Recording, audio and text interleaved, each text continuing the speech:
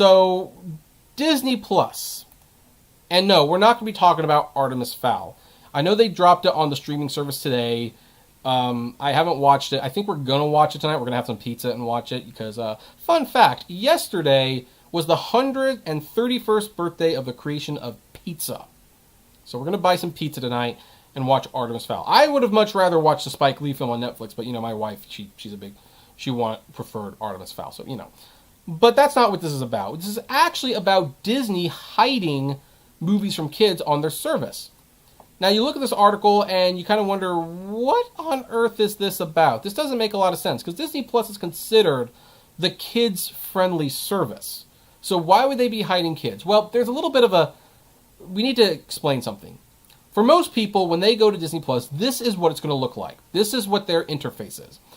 It's a very good interface, by the way. In fact, I think Disney Plus probably has one of the best interfaces out there. Considering if you're looking for branding interface, if you're looking for category interface, it's still a little shaky, but, there you go. But there's actually a family mode, a kids mode, I should say, for kids, in case parents really do not want to leave their kids in front and have them watching like a PG-13 film that maybe they shouldn't be watching. So, if you set up your kids mode, this is what it's going to look like. As you can see, the blue is much brighter, and it highlights Mickey Mouse, princesses, superheroes, Disney Junior. The first thing you see is Mickey Mouse Clubhouse and nature animals. And I have also made a video how you can activate this. So, once this goes to its separate video, we'll put that up there, a link, so that you can actually go. But the strange thing is like what Disney decides to filter out is kind of interesting. So let's go down a little bit to see what's being excluded. Now, here's the thing. When you set up the kids mode for Disney Plus, the Marvel Cinematic Universe movies and the Star Wars films aren't available under the kids profile, which isn't surprising. Pretty much anything that with a PG rating or stronger is gone. However, those aren't the only movies that are gone, and some of the exclusions are really strange. So, some of the movies that are not on kids mode include Moana, Cars 3, Onward, and the original Fantasia. Now, Cars 3 and Fantasia are rated G. But it gets even weirder, because Cars 3 is unavailable, but the first two installments, which are also rated G, and by the way, 2 was the most violent, are on the kids profile mode. Also, Atlantis the Lost Empire is not there, but you can watch the direct-to-video sequel. Which, by the way, the direct-to-video sequel is G, the original is PG, that might be why. You can watch the original Lady and the Tramp, but not the recent remake. And here's the thing. It's not even the rating.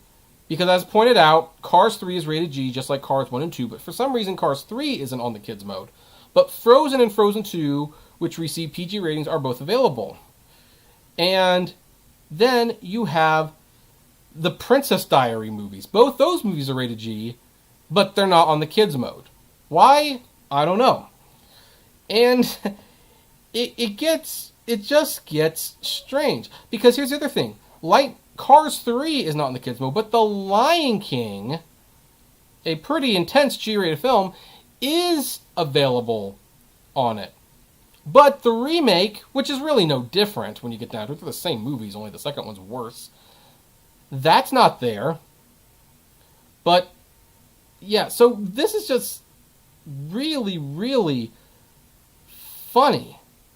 Also, Finding Nemo, as they point out here, has a character die in the opening minutes. But you can watch this on the kids mode for Disney+.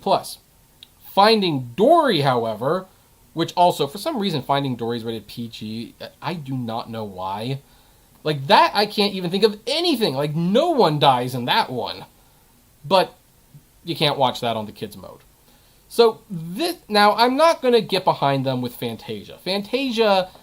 I think Fantasia has a couple things. First of all, that Night on Bald Mountain sequence is pretty intense. It is. And it's the closest thing that you have to animated nudity on a Disney movie. And it's also slow. It's super slow. And I remember having a hard time getting into it as a kid. So I think Fantasia, that's just not one that makes sense to put on the kids mode.